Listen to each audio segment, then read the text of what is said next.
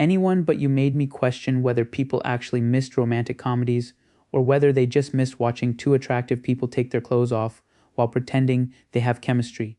Because take away Sweeney, Glen Powell, the Australian scenery, and all the skin this movie puts on display, and there's almost nothing here. Before I get into it, like and follow if you're into movie reviews where we actually say what we think. The movie is basically about Bea and Ben who meet at a coffee shop, spend one great night together, then immediately ruin everything because neither one knows how to have a normal conversation. 2 years later, they end up at the same wedding in Australia, where everyone decides their arguing is going to destroy the celebration. So they pretend to be a couple. Bea wants her parents to stop pushing her toward her ex-fiancé, and Ben wants to make his ex jealous. Obviously, the fake relationship becomes real because this movie never meets a romantic comedy cliche it is not willing to use. The biggest problem is not that the story is predictable. Romantic comedies are usually predictable. We know the leads will end up together. The fun is supposed to come from wanting them to get there. I never did.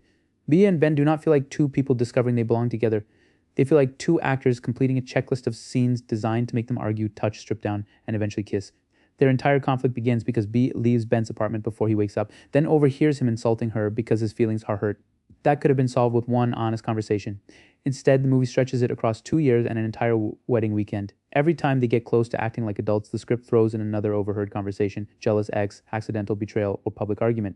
That is not romantic tension. That is two people refusing to communicate because the movie would end if either one developed basic emotional intelligence, and the comedy is painfully desperate. There is a scene where Ben gets a spider inside his shorts, Bea checks him, and they both end up stripping in front of everybody. That is the joke. Attractive people are naked. Everyone stares and the movie waits for you to laugh. Later, they recreate the Titanic pose on a boat. Bea falls into the water, Ben jumps after her, and suddenly the movie wants to become emotional. But it has spent so much time treating them like models in an expensive vacation commercial that it is hard to care when it asks us to believe there's something deeper happening. As a guy, yes, Sweeney looks great. The movie knows it, the camera knows it, and the marketing definitely knew it. But that cannot be the entire personality of a romantic comedy. Once you get past the nudity, swimsuits, Glen Powell walking around shirtless, what is left? A fake dating story we have seen 100 times. Weak dialogue, manufactured misunderstandings, and two characters whose main connection is that the screenplay keeps trapping them together. I will give the movie some credit. Sweeney and Powell understand what kind of film they are in. They commit to the physical comedy, and Powell has enough charm to survive jokes that should have died on the page. There are moments where the movie becomes loose, stupid, and almost enjoyable because everyone stops pretending the plot matters.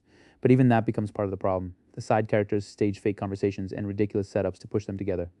Bea and Ben fake a relationship. Bea's parents secretly bring her ex to Australia. Ben tries to make Margaret jealous. The brides later fake an argument to manipulate everyone again. At some point, nobody is behaving like a human being. They are all just moving pieces around, so the next cliche can happen.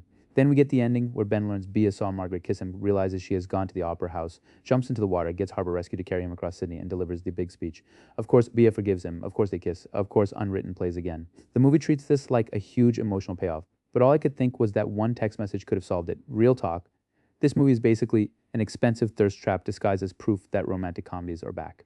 It made about $223 million worldwide, which is genuinely impressive, especially against a reported $25 million production budget. So clearly people showed up, but box office success does not make the writing smarter. It proves that attractive stars and strong marketing can carry thin material. I understand why some people had fun with it. It is bright, fast, and easy to watch. You can laugh at how stupid everyone is, enjoy the scenery, and forget it almost immediately. But I cannot pretend there's a strong romance underneath all that. Most of Bea and Ben's relationship is insults, miscommunication, fake affection, and situations where one or both happen to be half naked.